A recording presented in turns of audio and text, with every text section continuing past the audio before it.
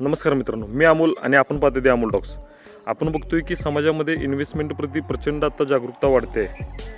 Gold rates आहेत ते दररोज नवनवीन उच्चांक करतायत. FOMO, fair of missing out च्या नावाखाली बरेच जणांना ही रॅली सुटून जाऊ नये असंही वाटते.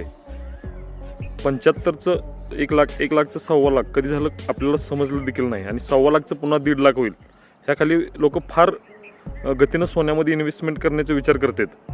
परंतु ह्या सोन्याची रॅली खरंच कायमस्वरूपी राहील का? आज जी जागतिक अस्थिरता आहे त्यामुळं सोन्याचं प्रचंड पर्चेसिंग अगदी वेगवेगळ्या देशांकडूनही वाढलेलं आहे. त्यामुळं खऱ्या अर्थानं सोन्यामध्ये जी तेजी आलेली आहे ती अशीच राहील का, हा खरा प्रश्न आहे. गोल्ड हे सर्वात जास्त लिक्विड ॲसेट म्हणून ओळखलं जातं. कोणत्याही क्षणी तुम्ही सोन्याचं पैशामध्ये कन्व्हर्जन करू शकता. परंतु आपल्याला हेही विसरता येणार नाही, आजचं सोनं 1.25 लाखच, 1.5 लाख, 2 लाखही होईल, सांगता येत नाही.